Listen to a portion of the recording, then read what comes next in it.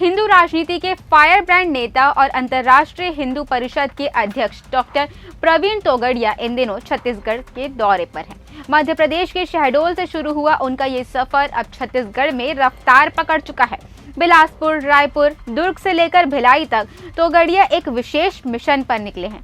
आखिर क्या है उनकी ये नई योजना? राम मंदिर के निमंत्रण और दिल्ली ब्लास्ट जैसे संवेदनशील मुद्दों पर उन्होंने क्या कहा, आइए विस्तार से जानते हैं। नमस्कार, आप देख रहे हैं CGNN लाइव और मैं हूं आपके साथ ऋतु अहिरवार। डॉक्टर तोगड़िया 4 दिन के छत्तीसगढ़ प्रवास पर हैं। बिलासपुर में उन्होंने कार्यकर्ताओं के साथ एक अहम बैठक की और अपने विजन को स्पष्ट किया। उनकी योजना बेहद विशाल है। उनका दावा है कि वे देश भर में 1 लाख जगहों पर साप्ताहिक हनुमान चालीसा केंद्र और 3 करोड़ घरों में ओम श्री परिवार स्थापित करने जा रहे हैं। लेकिन रुकिए, अगर आप सोच रहे हैं कि ये केवल पूजा पाठ तक सीमित है तो आप गलत हैं। डॉक्टर तोगड़िया ने मीडिया से बात करते हुए साफ किया कि यह हनुमान चालीसा केंद्र सिर्फ धार्मिक गतिविधि नहीं बल्कि हिंदू वेलनेस सेंटर होंगे। हनुमान चालीसा ये एक्सटेंशन नहीं है, यह तो युगों युगों से हनुमान चालीसा चल रहा है। उनका सातत्य है, एक्सटेंशन नहीं, सातत्य है। टूल्स में प्रयोग हो रहे हैं, कर सकते हैं। यह सातत्य है, हम प्रयोग नहीं करते हैं, हम विजय की कुछ करते हैं। जी हाँ, एक ऐसा केंद्र जहाँ रोग मुक्ति, तनाव मुक्ति, सेवा और सुरक्षा पर काम होगा। उनका कहना है कि जहाँ हनुमान चालीसा का पाठ होगा वहाँ अनाज मिलेगा, डॉक्टर मिलेंगे और जरूरतमंदों की सेवा होगी।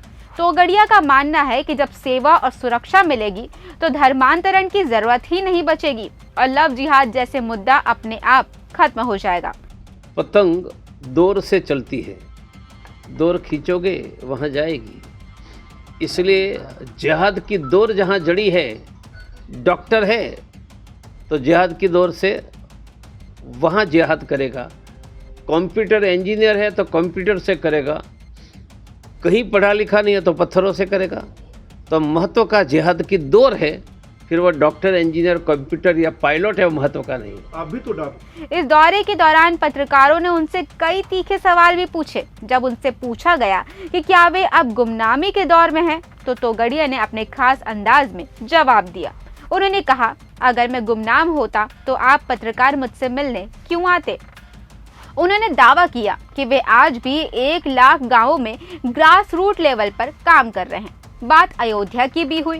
राम मंदिर प्राण प्रतिष्ठा में उन्हें बुलावा न मिलने पर क्या वे नाराज हैं?